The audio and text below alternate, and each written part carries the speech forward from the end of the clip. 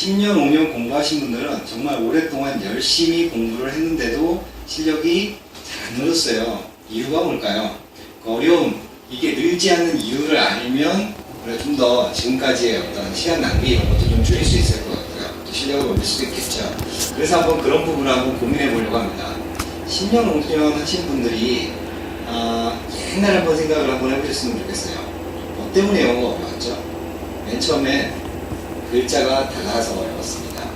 우리말의 기역, 니은, 디귿, 리을 이런 순서라면 영어는 A, B, C, D 뭐 이런 순서잖아요. 근데 전혀 다른 모양이죠. 모양이 다르니까 어려웠습니다.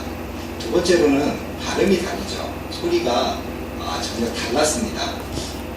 우리말에 없는 소리도 있을 뿐더러 비슷하다고 느끼는 단어들 있잖아요. 예를 들면 우리말 디귿에 기하고 비슷한 것 같다. 하지만 실제로 얘네들도 전혀 다른 소리를 가집니다. 이렇게 글자랑 소리가 틀리니까 처음부터 어려웠죠. 하지만 이런 부분들은 좀 이렇게 초보적인 단계에서 느끼는 어려움이라면 우리가 상당히 오랜 시간 공부를 했는데도 늘지 않는 정말 영어가 어려운 이유가 있습니다. 그거는 바로 순서입니다. 이 순서를 어떤 분은 문법이라고 얘기하시고요. 어떤 분은 어법이라고도 말씀하시고 어순 이렇게 다양한 말들을 가지고 설명을 해주세요. 도대체 뭐 때문에 그럴까요? 순서라고 하는 것이 우리말하고 영어가 순서가 다르다는 게 문제입니다. 순서가 다른 게 뭐 그렇게 큰 문제냐 싶지만 여러분들 우리가 단어를 열심히 외웠어요. 근데 이 단어를 어디를 어떤 단어를 앞에 써야 될지 또 뒤에 써야 될 때는 어떤 때인지 이런 걸 전혀 몰라요. 그러면 외운 단어를 어떨까요? 써먹을 수가 없게 됩니다. 우리말이랑 영어랑 순서가 다르기 때문에 그런 거죠. 그러면 영어랑 우리말은 도대체 어떤 순서의 차이가 있기 때문에 이렇게 어려움을 느끼게 만드는지 한번 살펴보도록 하겠습니다. 여러분 1번에서 6번까지의 문장이 보이시나요? 첫 번째 문장은 귀신이 소년을 보았다고요. 두 번째는 귀신이 보았다 소년을. 소년을 귀신이 보았다. 소년을 보았다 귀신이. 보았다 귀신이 소년을. 보았다 소년을 귀신이. 지금 6개의 문장은 모두 같은 뜻입니다. 순서만 바뀌었죠. 자, 우리말은 순서가 바뀌어도 의미는 모두 같습니다. 이 말은 무슨 말이냐? 우리말은 순서가 중요하지 않은 말이다 라는 것입니다. 우리말은 순서가 바뀌어도 의미가 똑같아요. 그러니까 순서가 중요하지 않죠. 영어는 어떨까요? 제가 영어를 하나 가지고 예를 한번 들어볼게요. 귀신이 소년을 보았다. 좀 전에 본 문장인데요. 이 문장을 제가 영어로 바꾸면 이렇게 됩니다. A ghost saw a boy. 이 문장이 되죠. 영어는 돼. 그래서 귀신이 보았다 소년을 이런 뜻이 됩니다. 이 문장에서 boy와 ghost의 위치를 한번 바꿔볼게요. boy가 앞으로 오고요. so를 쓰고 ghost가 뒤로 갔습니다. 그러면 어떤 일이 생기느냐? 첫 번째 문장은 귀신이 소년을 보았답니다. 두 번째 문장은 소년이 귀신을 보았다는 뜻이죠. 첫 번째 문장에서 소년의 입장에서는 사실 큰 문제가 없습니다. 귀신이 소년을 봐도 소년 입장에서 귀신이 안 보이면 아무 상관이 없죠. 지금 여러분 강의 듣고 계시는데 뒤에서 귀신이 보고 있습니다. 섬뜩하시나요? 아무 문제 없을 거예요. 네. 그런데 두 번째 문장을 보시면 소년이 귀신을 봐버렸어요. 이제 소년의 인생은 어떻게 될까요? 그동안은 좀 평탄한 인생을 살았는데 이제 좀 굴곡이 있겠죠. 굴곡이 있고 인생도 좀 꼬이고 꿀을 타야 될 수도 있습니다. 이런 다양한 인생이 이제 펼쳐지게 되겠죠. 어떤가요? 우리말은 순서가 변해도 상관이 없었지만 영어는 단어의 위치가 이렇게 하나 바뀌고 나니까 완전히 인생도 바뀌고 굉장히 다른 내용이 됩니다. 저 순서를 이해하고 있는 거예요. 영어는 순서가 굉장히 중요한 같은 사람은 순서가 이렇게 펜처럼 영어를 좀 할 사람은 저 순서가 막 바뀌어도 상관이 없어요. 여러분 보시면 바람이 그녀에게 불고 있다. 저거 보면 나는 어떻게 읽을 것 같아? 난 어떻게 생각할 것 같아? 선생님이.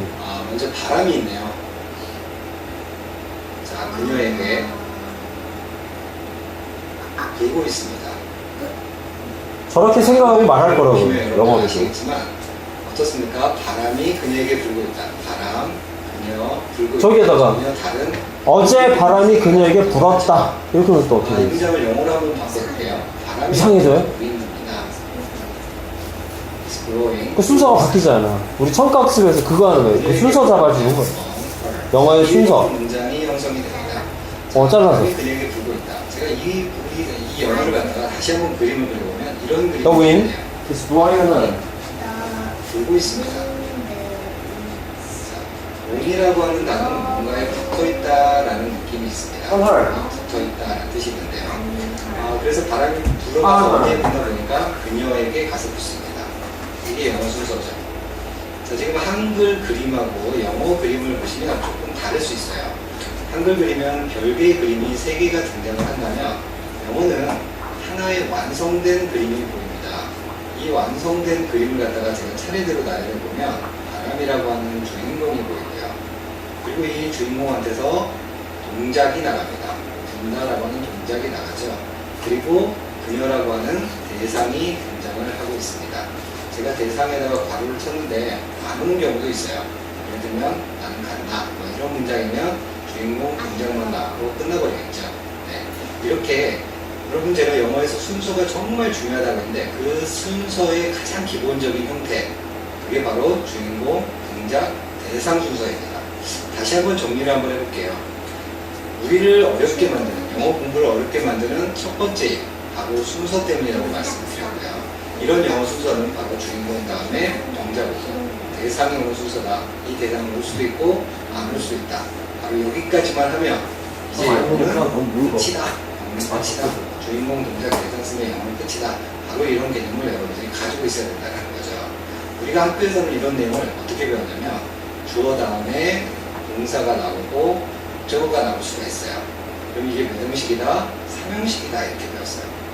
주어 다음에 동사가 나왔어요. 그럼 이건 몇 형식이다? 1형식이다. 이게 무슨 소리죠? 무슨 말인지 알 수 없는 이런 암호 같은 엄청 어려운 말 말고요. 영어는 어떤 순서다? 주인공, 동작, 대상 순서다.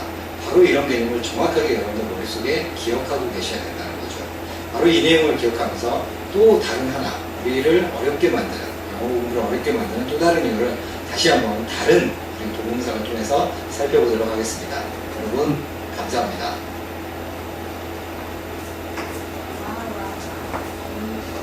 영어를 공부하다 우리가 빠지기 쉬운 함정이 있죠. 그게 비법 공개, 아니면 강조해야 될 것 같아요. 비법 공개. 전기 우설, 이런 거 있죠. 뭘 우설하는지는 모르겠지만, 이런 말들 들으면 우리가 사실 혹하긴 합니다. 가서 들어갔더니, 인터넷 같은 데 좀 지나면 별거 아니라서 다시 한번 쫙 하고, 다시 처음으로 들어가고, 이런 일을 많이 반복하는 분들이 계시죠. 열심히 하는데도 늘지 않는 이유가 있습니다. 첫 번째로는 이렇게 늘지 않게 만드는 뭔가 어려운 이유가 순서라고 말씀을 드렸어요. 순서 개념을 몰라서 그런다. 그런 순서는 영어에서는 주인공, 동작, 대상 순서로 이루어집니다. 이렇게 주인공, 동작, 대상까지만 하면 끝이다라는 것을 이해해야 된다라고 말씀을 드렸습니다. 그리고 두 번째로는 이렇게 영어가 어려운 이유는 뭐냐? 길기 때문에 그렇습니다. 굉장히 길면 어려워요. 우리가 짧으면 괜찮은데 옛날 그 교장 선생님들 있잖아요. 요즘 말고요. 옛날 교장 선생님들 중에 말을 길게 하시는 분들 있죠. 네. 무슨 말인지 모르는데 한 문장 듣는 거 하고 있습니다. 저 능력인데요. 듣다 보면 무슨 말인지 모르죠. 우리말도 그런데 하물며 얼마나 어려울까요? 문장이 길면 이런 건 확실합니다. 문장이 길었을 때 우리가 하는 실수 중에 하나가 뭐냐면 상상력이죠. 상상력을 동원합니다. 짧은 문장일 때는 대충 어떻게 막 이렇게 읽어가지고 해석을 해내는데 문장이 길어지면 단어 가지고 막 상상을 합니다. 이상한 해석을 하는 경우도 있죠. 제가 그 한 가지 예를 한번 들어볼게요. 그거 보시면 지금 she is dying to dance라고 하는 문장이 있죠. 혹시 뜻을 모르는 분들이 계실까봐 설명을 해드리면 she는 그녀죠. dying은 i에다가 ing를 붙입니다. 라는 뜻이고요. dance는 춤추다죠. 춤추다라는 뜻입니다. 이 문장을 보시면 이제 단어도 다 아니까 해석도 다 되실까요? 그죠? she is dying. 그가 죽어가고 있습니다. to dance. 춤추기 위해서. 춤추니까 춤출 때 춤추기 때문에 다양한 식으로 해석을 하게 됩니다. 제가 중학교 2학년 여학생이 해석하는 걸 본 적이 있는데요. 이 친구가 이 문장을 이렇게 해석을 했습니다. 그 여자가 춤이 죽여요. 여러분, 이런 해석 가능할 수 있을까요? 이 친구는 아주 강한 확신을 가지고 있는 이 문장이에요. 자기가 정확히 해석을 했다. 그래서 옆에 있는 친구한테 막 가르쳐주고 있죠. 그래서 같이 들어보고 이런 걸 본 적이 있어요. 이 친구가 단어를 다 아는데도 정확한 해석을 못하는 이유가 뭡니까? 조금 길어진 이 문장 때문에 그렇습니다. 문장이 조금만 길어지면 이렇게 상상력을 동원하게 되고 엉뚱한 내용으로 경험을 잡게 되죠. 자, 그러면 이렇게 문장이 길어서 어려워지는데 그러면 길어지는 이유가 뭘까? 그렇죠. 문장이 길어지는 이유가 있습니다. 그 이유, 원리가 있나요? 그렇죠. 그거를 알아내면 좀 쉽게 볼 수 있겠죠. 그 원리 중에 오늘 하나를 한번 살펴보도록 할게요. 1번 보시면 나는 읽을 책이 한 권 필요하다라는 문장이 있습니다. 오늘 주인공, 동작, 대사 순서잖아요. 주인공이 뭐죠? 나는. 동작은 뭡니까? 필요하다. 대상은 뭐죠? 책한 권. 자, I need a book. 주인공, 동작, 대상. 영어가 끝이 나요. 영어가 끝이 났는데 더 쓰고 싶은 게 있어요. 그게 읽음입니다. 이게 읽는 게 영어로 read잖아요.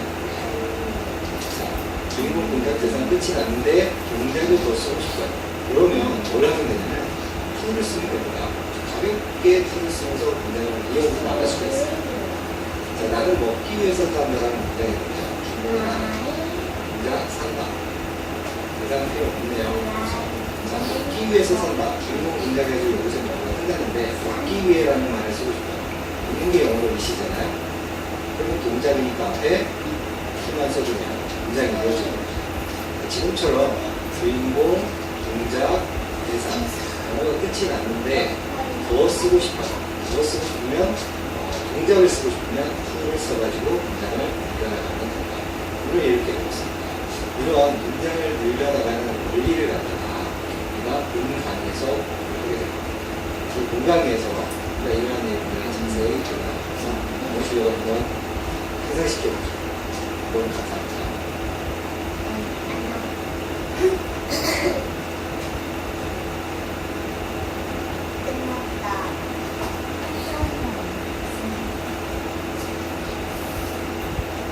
쌤, 다 끝났어요. 안 됐습니다.